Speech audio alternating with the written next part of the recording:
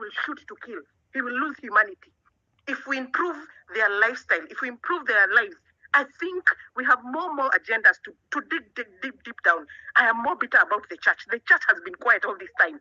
Somebody has echoed that. The church needs to be dealt with. The colonialists, he invaded us through the church.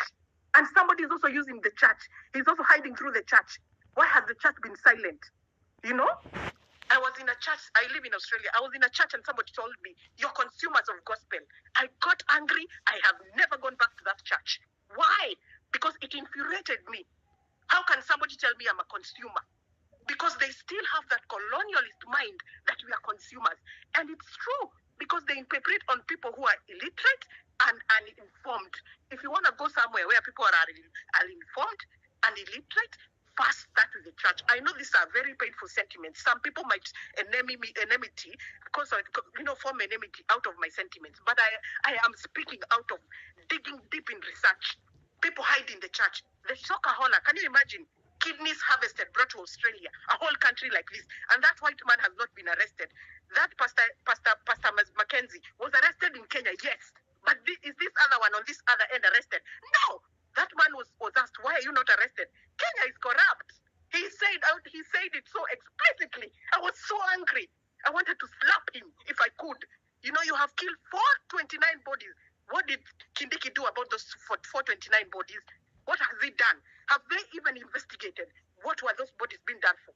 People are dying in a church for hunger, but is it only the church? Even outside, people are dying out of hunger. That is why we have normalized hunger. Like it looks a new normal. Let us dig deep into what we can move forward with. If it's the church, we should be like Rwanda. We should step up. In 2021, Rwanda closed all those churches to standardize them. We should start by closing those churches. We should start closing those churches. These churches are the cause of all problems. We should standardize them. I was listening to another pastor. I'm not going to mention their name, but he was busy in a sermon. I was on a sermon on TV, and somebody tells people, if you go to Dubai, these are demonic countries. Your blood in a nyonywa. I could listen and get more angry, and I switched off the TV because you are leveraging on illiterate people and informed people. I've been to Dubai three times. What are you talking about? That people, Dubai is a demonic country. These leaders of those churches, they have commercialized churches.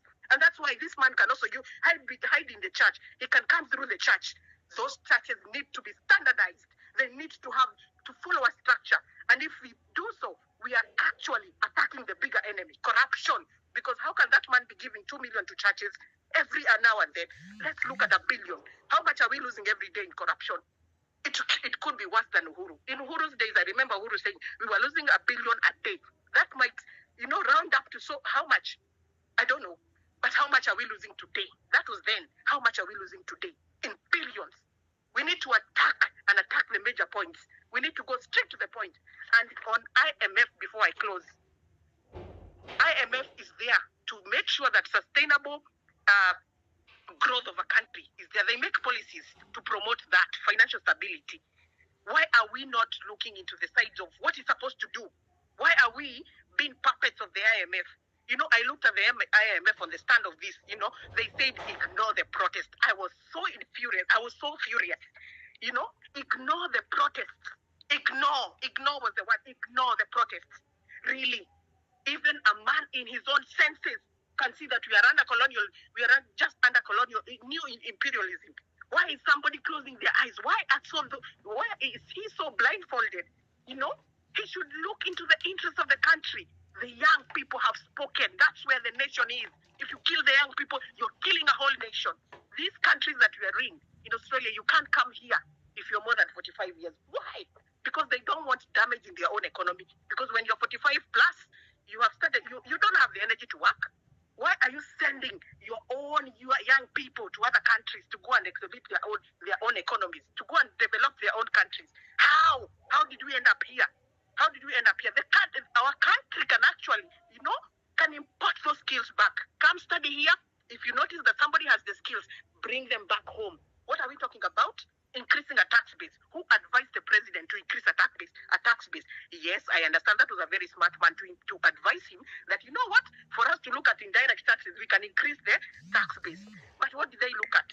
Our average income is 22,000 or 25,000 for averagely everybody.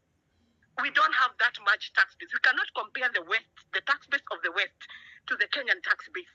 How do you increase indirect taxes?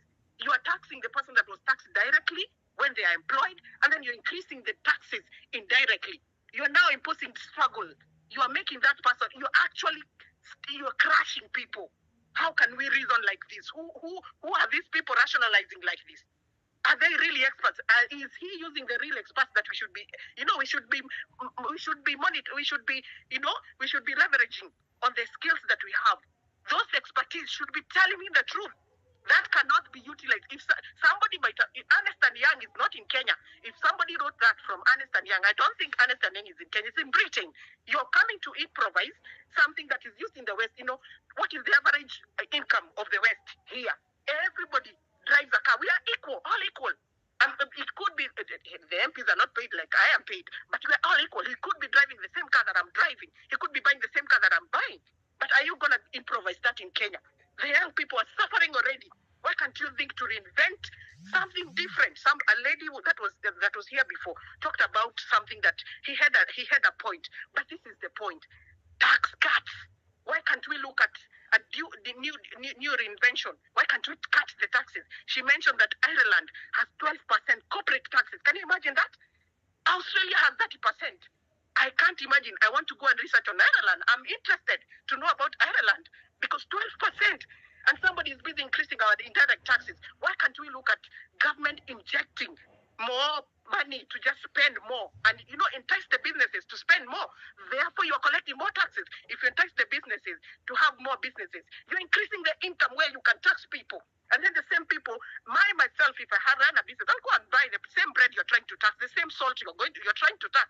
Myself, if I'm employed, if you entice more businesses to inject more on the businesses, I will be there. I'll be bringing you the tax. But also, our bigger enemy is, where are those taxes going? We need accountability. And that's why I say the dialogue is accountability, integrity, authenticity, transparency, and proper governance. If we need to give taxes, we need to be assured that the government will use those taxes for the right reasons, it should be appropriately used. Those taxes should be directed to the proper use. We need to understand, we need to be assured that even as much as we pay taxes, it's not the bill that we are fighting.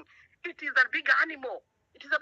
We need, the dialogue should be accountability, integrity, authenticity, transparency, and proper governance. That way our system will function. And then again, we should not recycle these old people. They need to go home. They need to retire. We are not shortage of skills. We have people in these countries, in West countries, they have left Kenya. They come here. You cannot be here if you have not gone to school. You cannot be here with shortage of skills. You don't have a skill, you will sit at home and you will have nothing. The bills will run after you. You cannot even afford to sit back without skills. You have to take yourself back to school, go get skills, come back, help the country, same as the country should do. Let that country import back the skills. We are not shortage of skills. We need people to come back and reinvent that country, and it should be the young people. If we are moving forward, we should have a goal. The ultimate goal should be 2027. If we are getting there, if you're not, he should go home. But if we get to 2027, it should be young minds, and it should be fresh actions, fresh thoughts, fresh everything. Thank you very much, Kimbozi.